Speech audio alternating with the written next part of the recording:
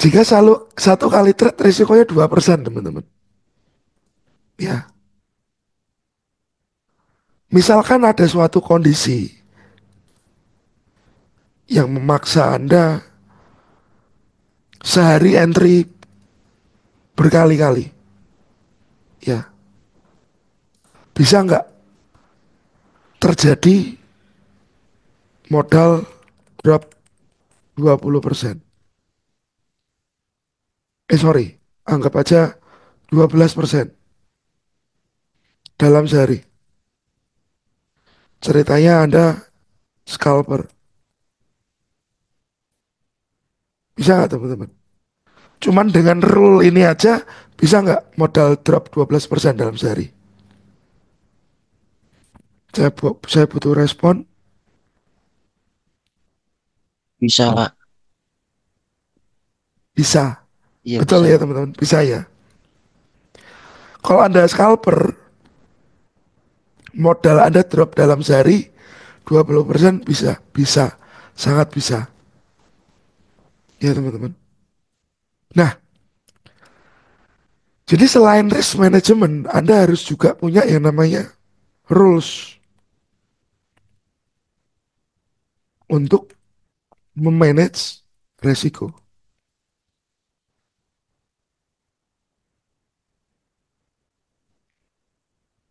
Oke. Rules apa yang untuk memanage resiko? Rules dari diri Anda, teman-teman. Dalam arti, misalkan seperti ini. Satu hari, saya hanya mengizinkan 2 kali SL. Ya, satu. Tujuannya apa? Menghindari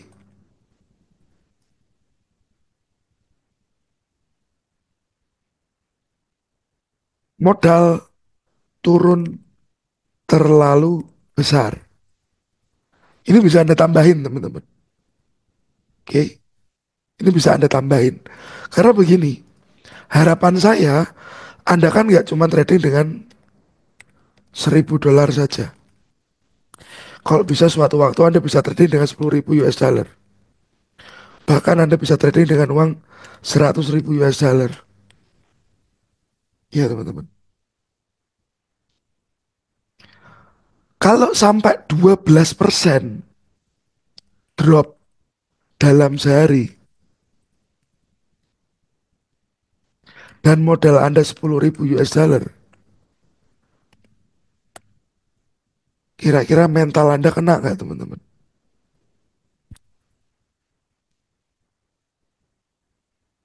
Mental Anda kena nggak teman-teman? Jadi minusnya berapa? 1.200. Yang terjadi pasti mental kena.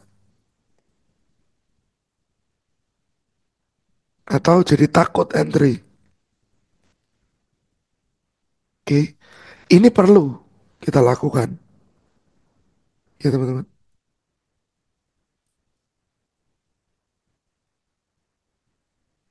Ya. Rules memanage resiko. Satu hari saya hanya mengizinkan 2 kali SL. Oke, ya. Saya hanya mengizinkan 2 kali stop loss. Bisa dimengerti ya teman-teman? Karena ada kaitannya dengan psikologis. Psikologis Anda akan goncang kalau resiko Anda terlalu gede dalam sehari. Karena ini bisa terjadi. Kalau nggak ditambahkan rules lagi. Lalu, hanya mengizinkan ya 2 posisi running atau satu akun hanya boleh maksimal buka 2 posisi. Oke, teman-teman. Ini juga sama, menghindari yang terjadi seperti di atas. Lalu ada rules lagi yang harus Anda mengerti. Masalah. time frame. Gunakan yang sudah familiar. History diambil dari send akun. Gitu teman-teman. History diambil dari send akun. Jadi send akun itu akan sangat berguna nantinya saat datanya sudah kebentuk. Lalu pembatasan. Misalkan dalam 1 minggu hanya boleh minus 5%. Seperti itu teman-teman. Dalam 1 minggu.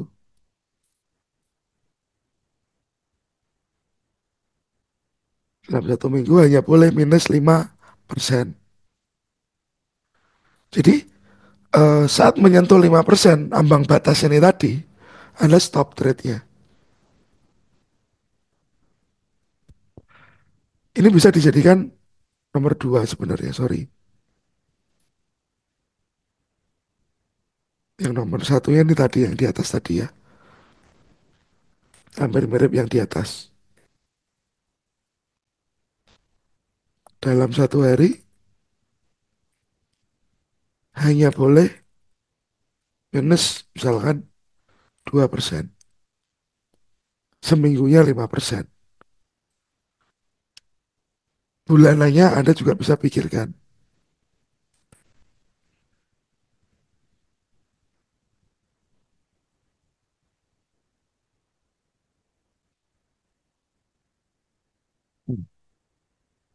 Jadi rules-rules ini yang Anda kerjakan.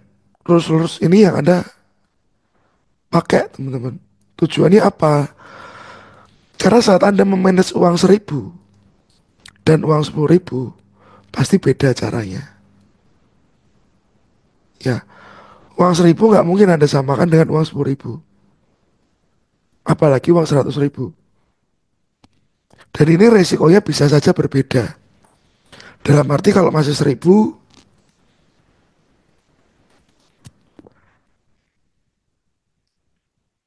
resiko masih mungkin masih 2%. Boleh teman-teman. Oke, jika 10.000, resiko berapa? 1% maybe. Kalau sudah 100.000, berapa resiko yang bisa Anda tanggung? Apakah Anda siap 1%? 0,5% dulu gimana deh? Nah, mungkin seperti ini. Ini kita bicaranya risk per trade ya. Karena tujuan kita jangka panjang dengan dana yang gede, bukan dengan dana yang kecil.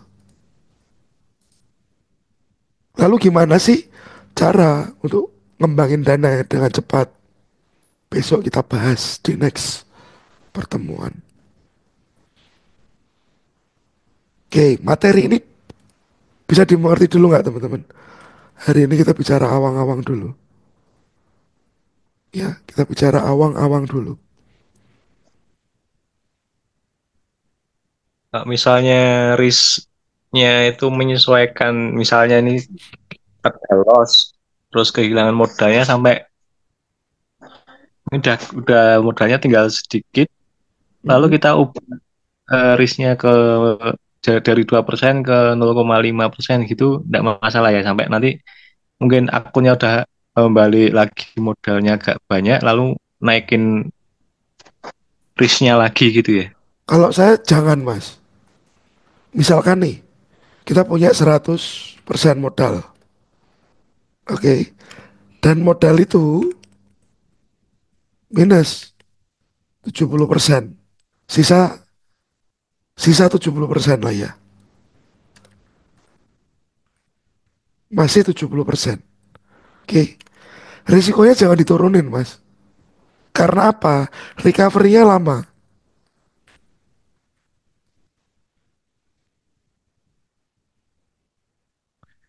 Recovery-nya nanti lama, Mas Bobo. Misalkan tadinya yang dipakai, anggap aja risknya 2%. Ya 2%. Begitu kena sampai berapa? 70%, Iya, Pak. risknya kita turun 1%.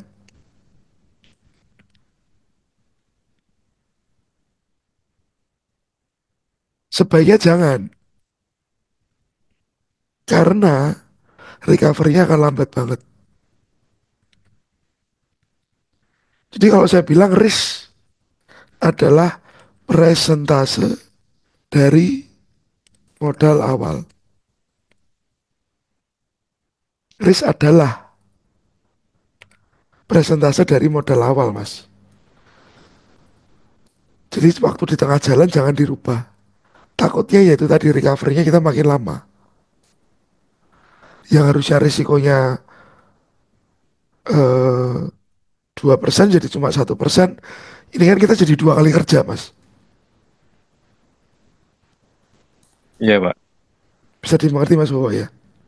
Iya, Pak. Siap, Masku. Oke, teman-teman. Bisa dimengerti ya? Jadi jangan dikecil, resikonya jangan ikut dikecilin.